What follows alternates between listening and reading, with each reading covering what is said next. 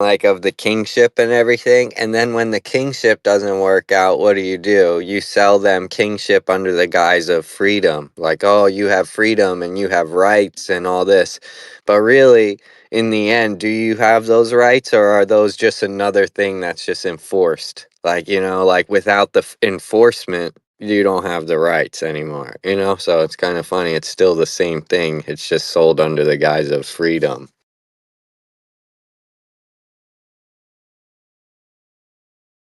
Yeah, bang on. This is about hearts and soul and the hearts and minds of people. Spirituality, it has the power to, people will die and fight you till the death if you don't sort of align with their spirituality. And this is something I think they figured out early. And I actually think the sea people, when they the mystery of the sea people corresponds with the creation of the modern alphabet, corresponds with the creation of modern economic trading the way that they do now. So I'm beginning to feel that there was an old world order.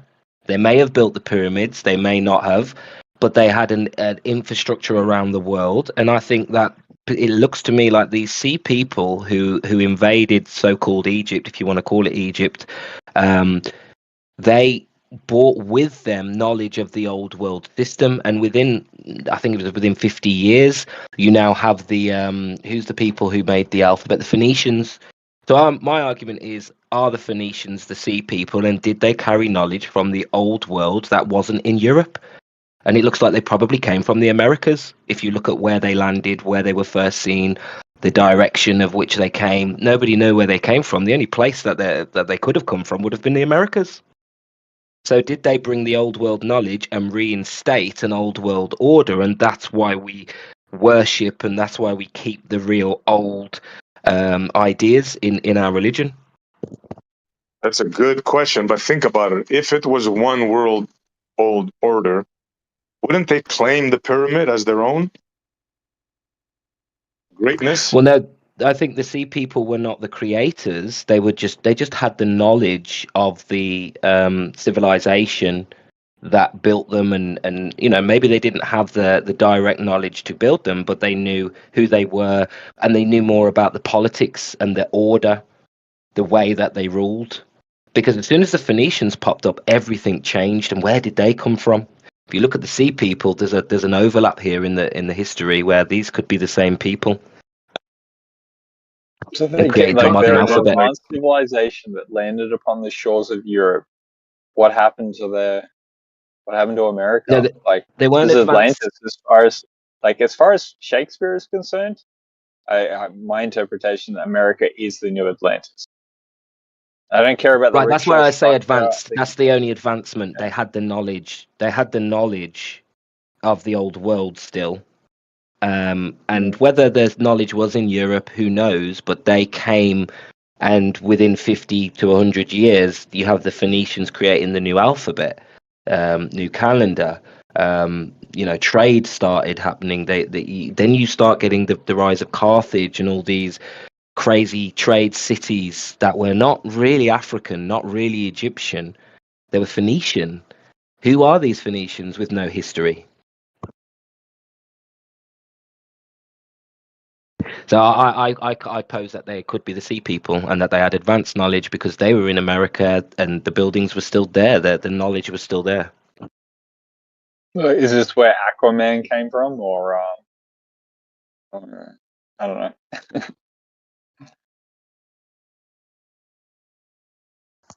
Not sure about that one. Sea people, Aquaman, come on! He's got he's a merman. What's going on? Are you talking about sea people as in Samaria? Because that's a whole different ball of wax there.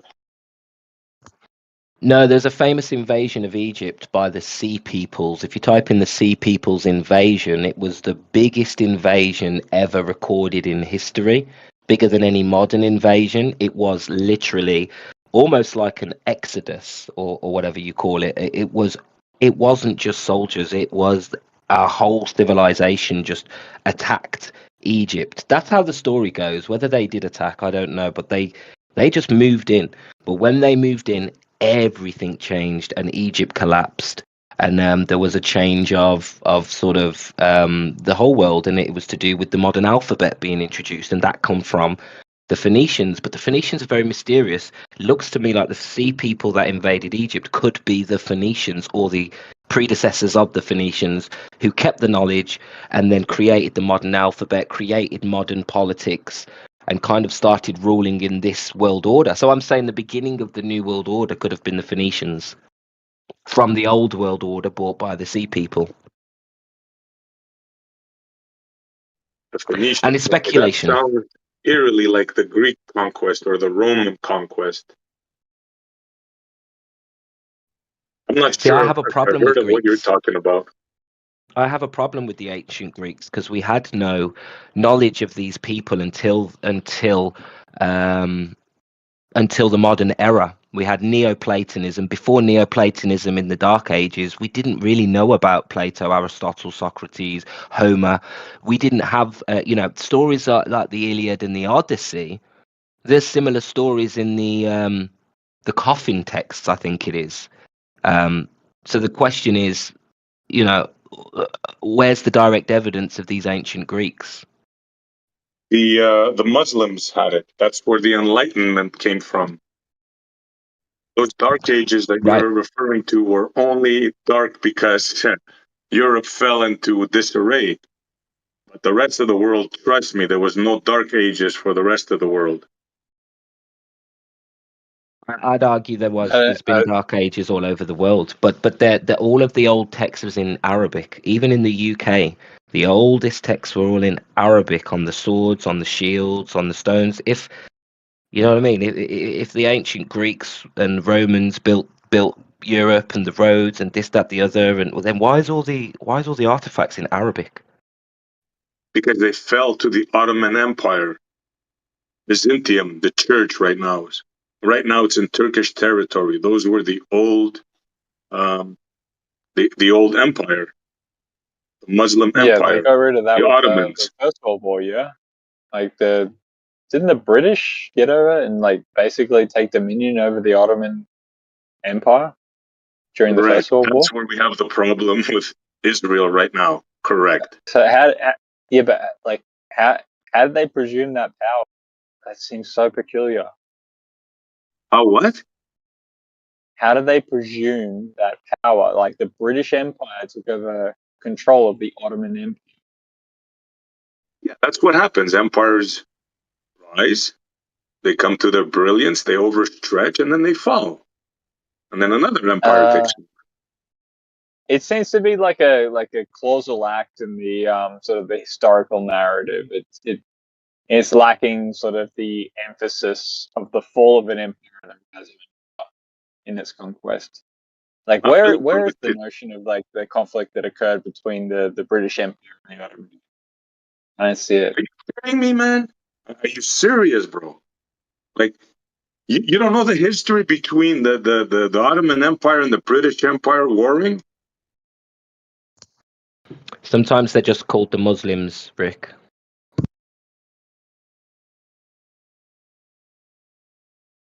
You know the deep history of the Muslims in Europe, right? And the Moors and that's why we got so much Arabic and Muslim symbology and stuff in the old artifacts. Yeah, dude, I see all the influences going on. And yeah, there's talk of war and conflict. I don't buy all the kind of the necessary conflict. They say that we're at war with this nation, and I'm like, I don't care what the person thinks or says and all the rest of it. Oh, yeah, you gotta care. You got to do some research, bro. You know what the first war America fought? Come on, man. You can't buy into all this bullshit. Yeah, but you can't throw everything out, bro, and just pretend everything is one thing, bro. Please, man. Do you know the first war America fought, or is that's not true too? That's a lie. What is America like? What, the American Indians against the invading occupation of the British Empire, or the The French at the first time? exterior war America fought. The first war like they fought. I know. I'll Was tell it you, bro. against? Was it the Moors? It was against the Turks, the Muslims, because if I remember the story correctly, one of the president at the time asked uh, somebody of their ilk, "Why are you attacking our ships? We have no quarrels with you." And the answer came back from the Muslims, because it's a God-given right or whatever. And then he said, "Okay, I'm going to send an army and destroy you." And that's what he did. Look into it. The first American war. I don't buy it. Like, straight up, I just don't buy that. Of course you don't buy it, bro. It sounds like the Japanese, like what is it, like kamikaze bombing the Pearl Harbor. Like, I mean, you recognize all the contention around the operations that occurred there with is it Hawaii or whatever? I give up, bro. I give up. I mean, no insult, but there's nothing I can tell you that's going to dispel your notion. So, I mean, just keep believing in what you believe, and Rock and roll. I'll Do so. separate the wheat from the chaff. So just going back to, like, it's about context. So, like, for example, I mentioned Ilias and Odyssey being in other civilizations with a different name, slightly different story.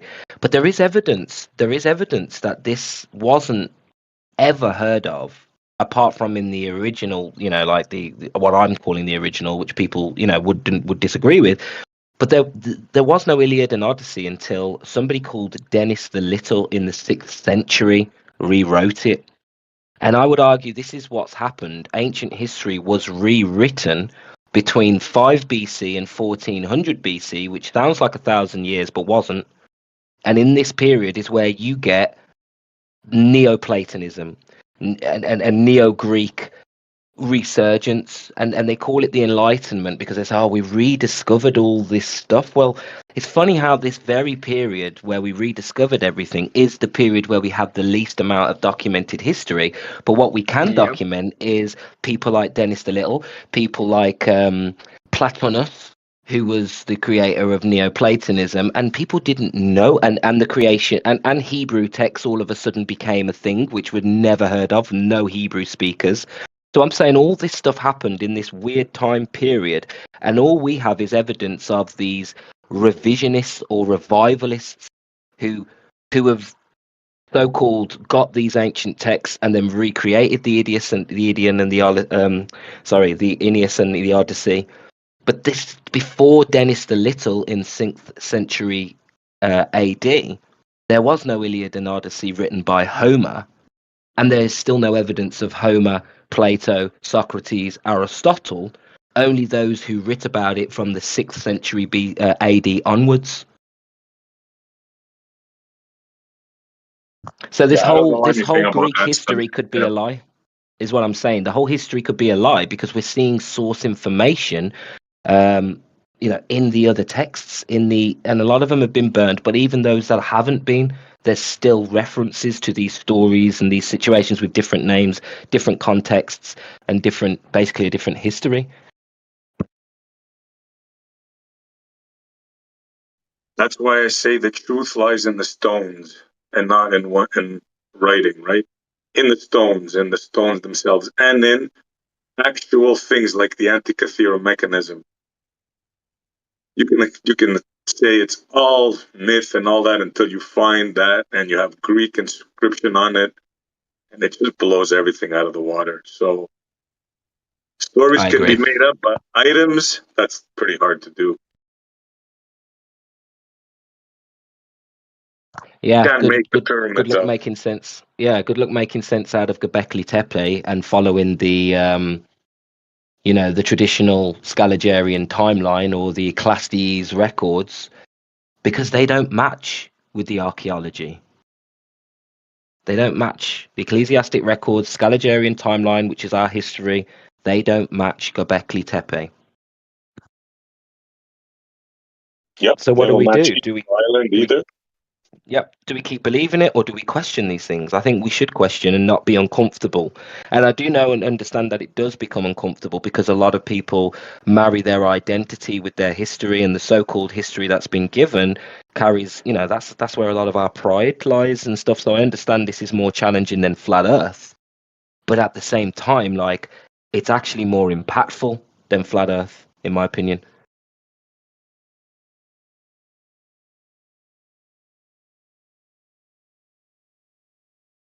Yeah, this is the ultimate questions. Like, these are the ultimate questions that we're talking about.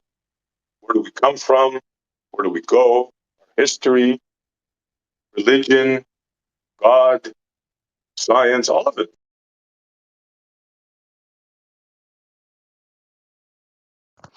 I would just encourage everyone to look up other cultures and look up other religions. It's very enlightening to look at some of the early Muslim information, documents and stuff, how the caliphate was formed. It's very interesting looking at the councils, the Ptolemaic period, and I think it can change the context of history for you once you see direct evidence of what they were doing and what they were saying, and what can be confirmed in cross-referencing of different countries' letters.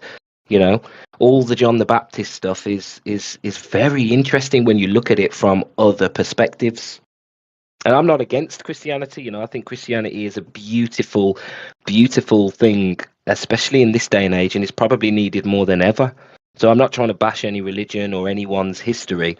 I'm just a lover of truth, and I think truth will eventually set us free, but it takes pain. You go through pain. The most beautiful thing in the world, childbirth, it takes 9 months of pain before you get that at the end.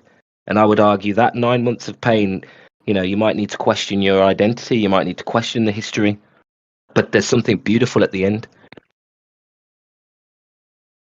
Yeah, couldn't agree with you more. Yeah, we have to question everything, but don't throw out the baby with the bathwater. Is my point. Hey, would you agree that I'm with like you there. when you do find a truth, it's also a belief of yours? Like once you come to the truth, like say I know the earth is flat, I believe the earth is flat, right? It's like you couldn't say I know the earth is flat, I don't believe the earth is flat. That's like contradictory, right? Yeah, yeah, but this is a little bit different because we're talking about stuff that we can put our finger on. For example, I can know for sure, for certainty, there's a church called the Hagia Sophia. There's a church built by my people, the ancient, well, not ancient, but the Greeks. A thousand years ago, that church is still there. It's a Christian church. It has a picture of Mary on it on top. I know for sure the Turks, the Muslims took it over. They destroyed it. They scraped off all the stuff inside and left a few things. They put their Muslim things there. So that's the truth. Nobody can take away from me. Not even if you try hard. It's there. It's part of history. So, like I said, Yeah, don't throw the baby out with the bathwater. yeah, I guess my point is more like belief is like complementary to the knowing. You know what I mean? Like, so now that you have tangible evidence of it, now you can confidently say, I believe this to be the case. You know what I mean? So it's like that's why I think like the faith and trust is a huge part of finding the truth as well. You have to have good discernment to discern what faith and trust to use, right? Yeah, this isn't an empirical Take Mount conversation. Rushmore. Hold on, bro. Take Mount Rushmore, right? In 100 years from now, in 200 years from now, will it be debatable that these people called the Americans built this? See what I'm saying? You can't throw Yeah, everything yeah. out, bro. I Yeah, wonder that sometimes. I wonder if in the future, our future generations will be digging up George Washington to see if he really had wooden teeth or not. You know what I mean? Like just like that's yeah. what we do over in Yeah. Egypt, right? We dig these people up. Yeah, what about the Sphinx? Like, didn't they could have been a lion's den and they carved it down into a Sphinx? That's a So good you got a point. Yeah, Rushmore. What are you gonna do? Maybe they'll make out they'll turn the Rushmores that are monuments into furries or something. Who knows?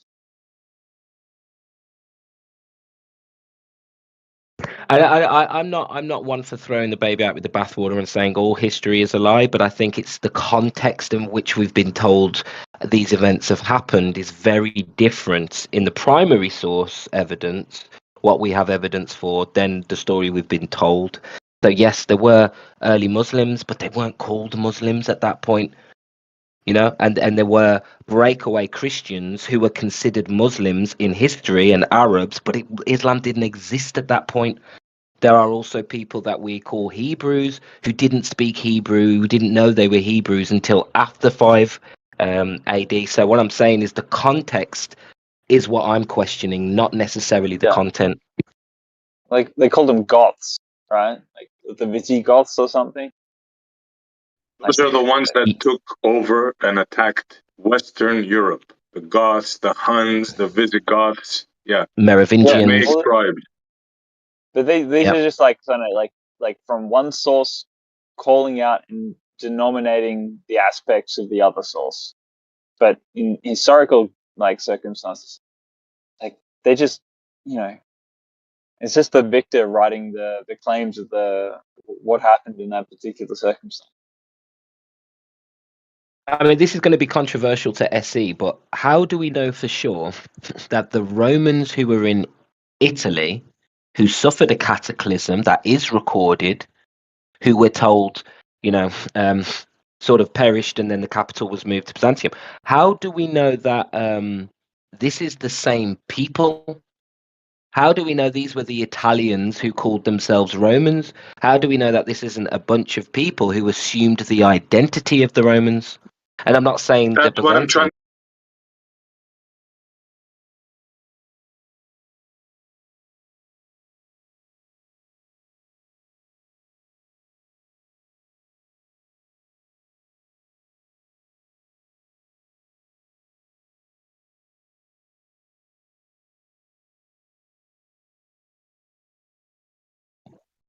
That's what I'm trying to tell you. They're the Germans. Exactly that.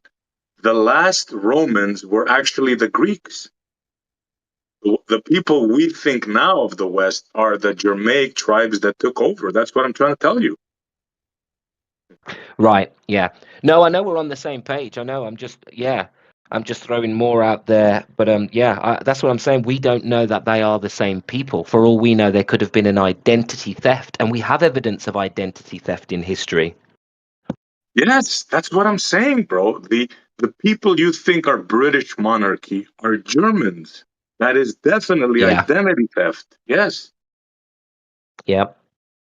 And then they attack their own people, the Byzantiums, which were the actual Romans, the Eastern Romans, Constantine type, and they attacked them. And then they were laid bare, and then the Muslims took over. And then they were now over the Pope were the Christians. That's what appears to have happened. Yeah, I'm with you now. Yeah, I kind of see it the same way. Yep. It's just so much happened. It's hard to put it into context. But yeah, with that being said, I think that definitely happened. And I think that's why the Christians attacked Byzantium. Because actually, these are some of the original people. And I would argue, I don't know if you agree, SE, but they were more Gnostic. They had Muslim crescent moons and Christian crosses on the same artifacts, like shields with Glad both you said that, symbols bro. on there. Yeah, check this out. You're gonna freak on this. You know the Muslim crest with the star on it that everybody associates the Muslims with? Well, guess what? That was the emblem of the Byzantium Empire, Constantinople. Look into it. There's even coins of it. The Yep. Muslims usurped that. Yes. It's crazy once you look into this stuff, man. I'm telling you, it's crazy. I can find you a coin that has the moon and the star that represents Muslims, which actually represented Byzantium, Constantinople. And this is nothing new, right? They did that with a lot of symbols over time, like the Nazi symbol being the sky turning or whatever, like it's a Big Dipper going around the North Star, like they seem to want to demonize certain symbology for their indoctrination campaign.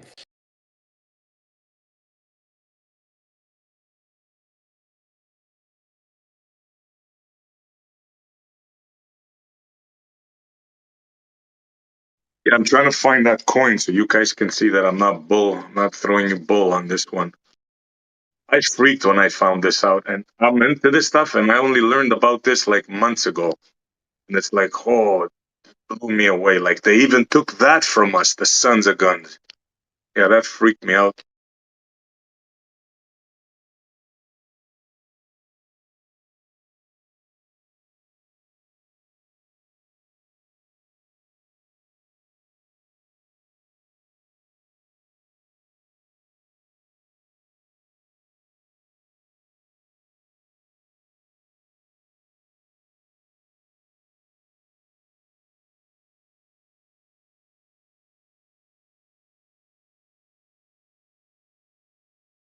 Of course, I can't find it, but when I do, I'll post it.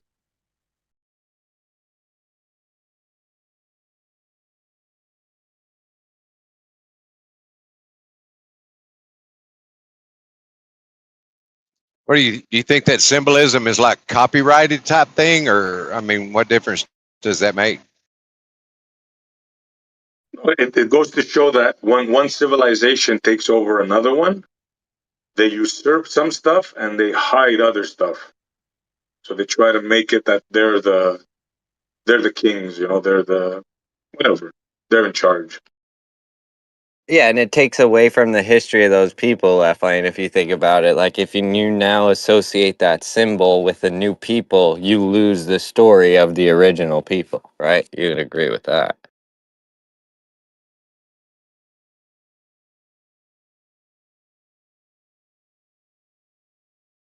I wouldn't say that. As long as, I mean, is it recorded history, and just because they adopted as some symbolism of some sort, I don't think that would like diminish anything.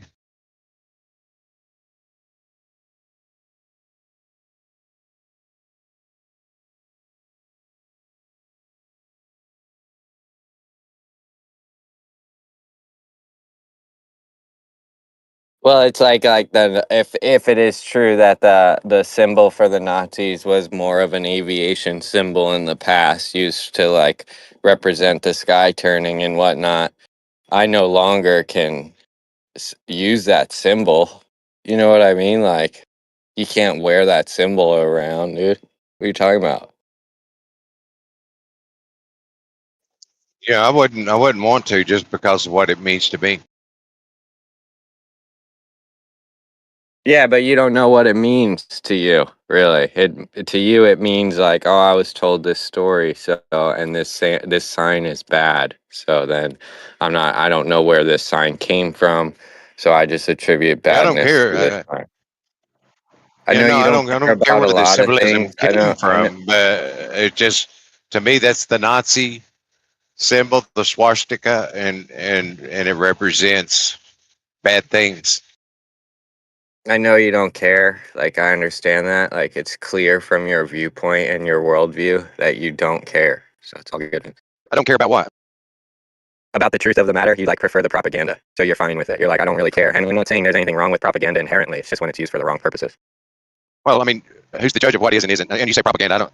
I mean, like the mainstream historical narrative, I don't see it as necessarily propaganda, but I'm not Is trying to it sway true? you one way or the other. But I mean, there was World War II. There was Hitler. Yeah, is It it was true what it though that was. is it true that that symbol was demonized and maybe it didn't mean exactly? It doesn't. Do you think that symbol only represents the Nazi Party, or was there other meaning to that symbol before the Nazi Party? What it meant before, it doesn't matter to me. When I see the swastika, I think Hitler, and that's it. Yeah, exactly. That's what I mean. You don't care. You don't care about the history. You're like, I don't care. Simple, man. It's just a symbol. It doesn't mean I don't care about history. It's just the thing that I see the swastika, I think of Hitler. That's all. It's tainted by history. He's using historical context. Yeah, it's Yeah, what you tainted said. by history. Like, Yeah, look, yeah. we found the coin, guys. This is a perfect example. Left lane. Look at that coin, right? Look at the Byzantium. Look at the crescent, moon, and the star, right? That symbol was Byzantium for like 1,000 years, right? It was usurped by the Muslims. And when we look at it now, we think of what? We think of the Muslims. But actually, that symbol started in Byzantium.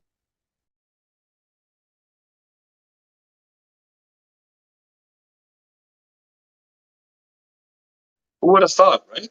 That symbol was an ancient Greek, ancient Roman symbol being usurped.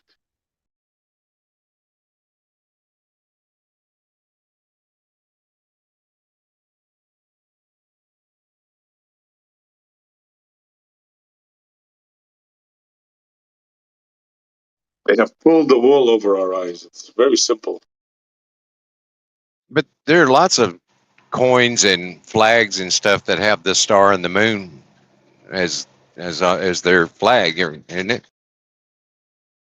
No, but that was a symbol of a great ancient city that was by war taken over by the Muslim Turks, the Ottomans, and they usurped. They took over the church. It's a mosque now, and they usurped the symbol. And it's very simple to see. So the swastika was an ancient Indian symbol, I believe. It goes back thousands of years. So the Nazis just usurped it. It doesn't mean anything to do with them. They just usurped it, took it over.